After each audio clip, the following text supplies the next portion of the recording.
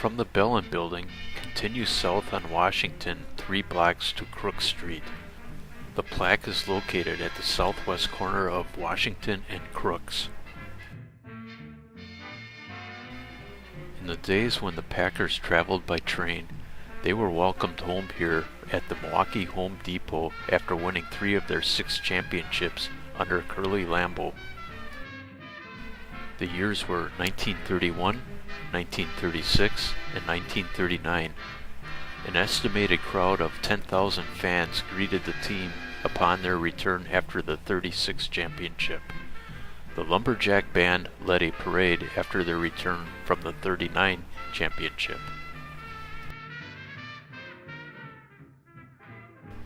The Milwaukee Road Depot was built in 1898 and was in operation until 1958.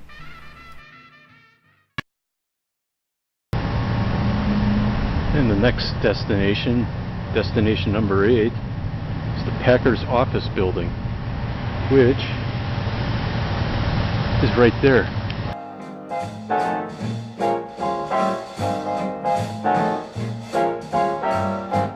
Here we go again.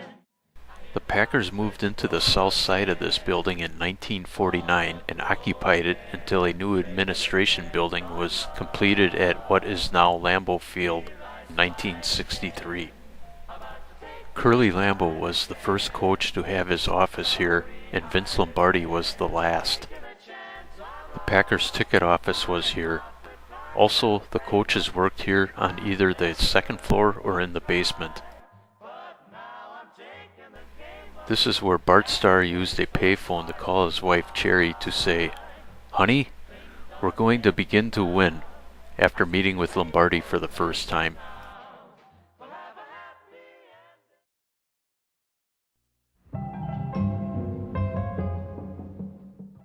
From the former Packers office building, continue east on Crooks 1 block to Adams.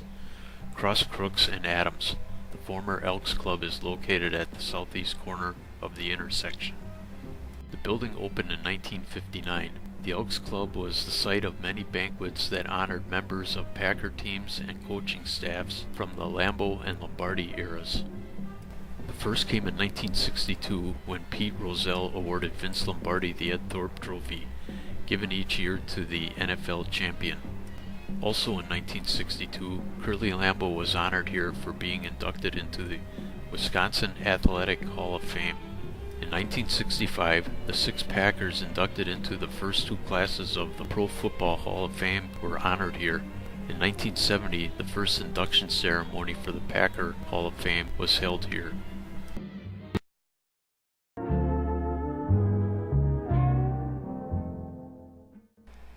The church can be seen when facing north down Adams Street from the former Elks Club. It is a 2-block trek. The church's steeple can be seen in this photo.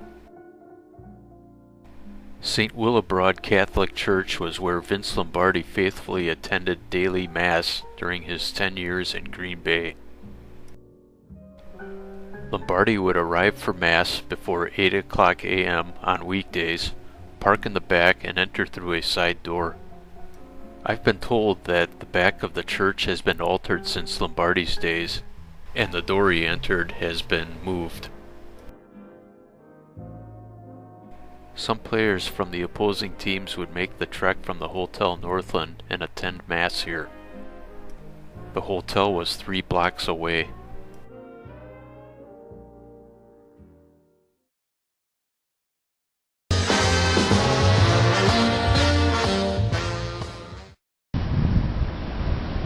Now on to destination number 11, which is the Brown County Courthouse, which I believe is right there.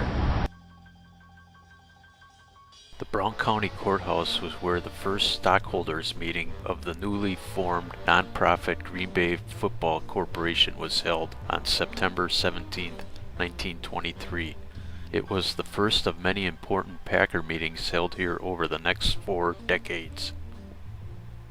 When the franchise was reorganized in 1935 under a new name, Green Bay Packers Incorporated, The meeting was again held here. So was the meeting in 1950 when shareholders finalized plans for a third stock sale to save the franchise. The 1933 trial that nearly doomed the Packers was also held here. A local fan had fallen from the bleachers during a game at City Stadium in 1931, injuring his back. He sued the Packers and was awarded nearly $5,000. Left with no tangible assets, the Packers went into receivership 6 months later.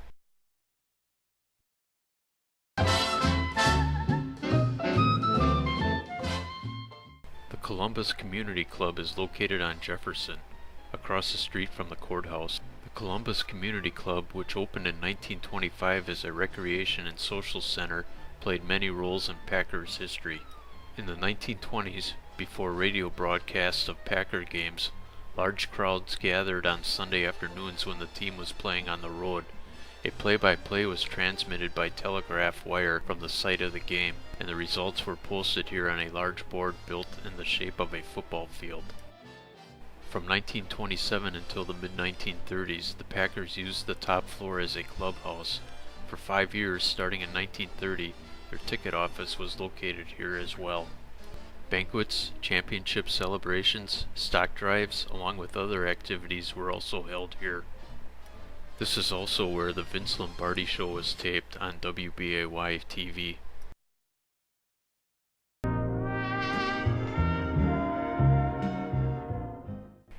From the former Columbus Club, continue north on Jefferson 1/2 block to Walnut. Cross Walnut at Jefferson, turn right, head east a little more than half a block to the plaque. The Packers might have been born in the old Press-Gazette building 5 years before this one was completed, but the close ties between the team and the newspaper carried on here. Had it not been for the Press-Gazette, and particularly Andrew Turnbull and George Whitney Calhoun, the Packers probably wouldn't have survived. Turnbull's business sense and generosity helped keep the team financially afloat. Calhoun's tireless work kept it relevant, and the two regularly conducted team business, some official, some not, in this building. In fact, the Press-Gazette essentially served as either the Green Bay Football Corporation's business or ticket office from the time it opened in 1924 through the decade.